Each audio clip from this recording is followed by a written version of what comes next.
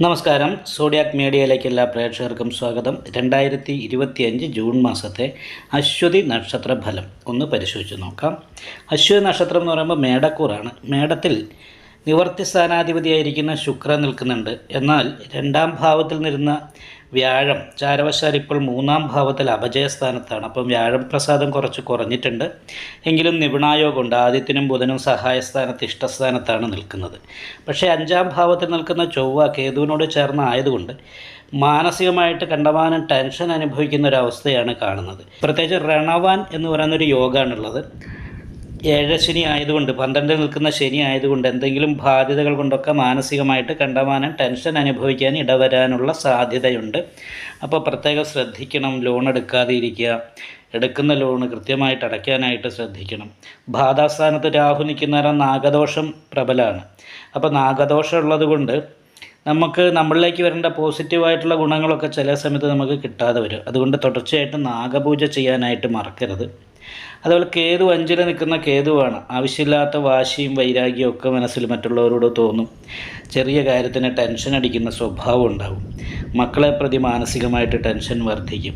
അപ്പോൾ ഇങ്ങനെയൊക്കെയുള്ള കുറച്ച് ദോഷഫലങ്ങൾ ഉണ്ടെങ്കിലും എല്ലാ ഭൗതികമായ സുഖങ്ങളും അനുഭവിക്കാൻ സാധിക്കും. ലഗ്നത്തിൽ ശുഭയോഗമാണുള്ളത്. നന്നായിട്ട് സംസാരിക്കാനും സംസാരം കൊണ്ട് നേട്ടങ്ങൾ ഉണ്ടാക്കാനും സാധിക്കും.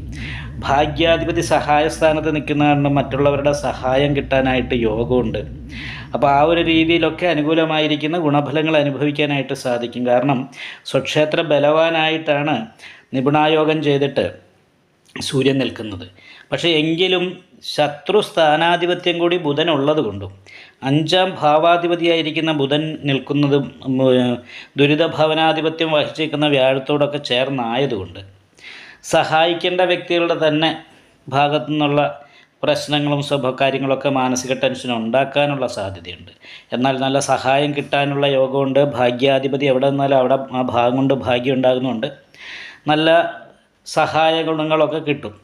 എങ്കിലും സഹായികൾ മുഖാന്തരം മാനസികമായിട്ട് ടെൻഷൻ ഉണ്ടായിക്കൊണ്ടിരിക്കും. സഹായികൾ മുഖാന്തരം പുത്ര സംബന്ധമായിട്ട്. കാരണം പുത്രകാരകനായിരിക്കുന്ന വ്യാഴം ശത്രു സ്ഥാനാധിപത്യം വഹിച്ച് 3-ൽ നിൽക്കുന്ന ബുധനോട് യോഗം ചെയ്ത് നിൽക്കുകയും 5-ാം ഭാവത്തിൽ ചൊവ്വയും ഘടകാരകനായിരിക്കുന്ന കേതുവാണ് നിൽക്കുന്നത്. പക്ഷേ അങ്ങനെ ആണെങ്കിൽ പോലും ബുധൻ അവിടെ സ്വക്ഷേത്ര ബലവാനായി നിൽക്കുന്നു എന്ന് പറയുന്നൊരു ഗുണമുള്ളത് കൊണ്ട് വലിയ രീതിയിലുള്ള ദോഷങ്ങളും പ്രശ്നങ്ങളും ഒന്നും ഉണ്ടാക്കാൻ സാധ്യതയില്ല. അപ്പോൾ ആ ലഗ്നാധിപതി ഘടകാരകനായിരിക്കുന്ന കേതുവിനോട് യോഗം ചെയ്ത് നിൽക്കുന്നത് കാരണമുണ്ട് സന്തോഷിച്ചിരിക്കുന്ന സമയത്ത് ടെൻഷൻ, ശാരീരികമായിട്ടുള്ള മുറിവ്, ചതവ് ഇങ്ങനെയുള്ള പ്രശ്നങ്ങളൊക്കെ ഉണ്ടാകണം. വീഴ്ച സംഭവിക്കാൻ സാധ്യതയുണ്ട്. അപ്പോൾ അങ്ങനെയുള്ള കാര്യങ്ങളൊക്കെ പ്രത്യേകമായിട്ട് ശ്രദ്ധിച്ച് പരിഹരിക്കുക എന്നുള്ളതാണ് ഇതിൻ്റെ അകത്ത്. പിന്നെ എന്താ വെച്ചിട്ടുണ്ടെങ്കിൽ ദേവീക്ഷേത്രത്തിൽ യഥാശക്തി വഴിപാട് ചെയ്യണം. സുബ്രഹ്മണ്യ സ്വാമി ക്ഷേത്രത്തിൽ യഥാശക്തി വഴിപാട് ചെയ്യണം. വ്യാഴപ്പഴമായതുകൊണ്ട് വിഷ്ണു ക്ഷേത്രത്തിലും നെയ്വിളക്ക്, ഭാഗ്യസുക്താർച്ചന മുതലായിട്ടുള്ള വഴിപാടൊക്കെ ചെയ്യുകയും അയ്യപ്പ ക്ഷേത്രത്തിൽ നീരാഞ്ജനം വഴിപാട് ചെയ്യണം. 12-ലെ ശനിയാണ്, ഏഴശനിയാണ്. അതേപോലെ തന്നെ നാഗദോഷ പരിഹാരമായിട്ട് രാഹുപൂജ ചെയ്യണം.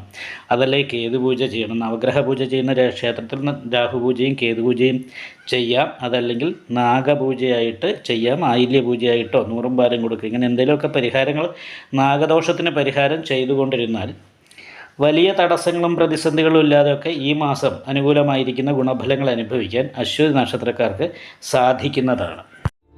നിങ്ങൾക്ക് ഈ വീഡിയോ ഇഷ്ടപ്പെട്ടാൽ ലൈക്ക് ചെയ്യുക. നിങ്ങളുടെ അഭിപ്രായങ്ങൾ കമൻറ്റ് ചെയ്യാം. ജ്യോതിഷവുമായി ബന്ധപ്പെട്ട കൂടുതൽ കാര്യങ്ങൾ അറിയാൻ ഈ ചാനൽ സബ്സ്ക്രൈബ് ചെയ്യുക.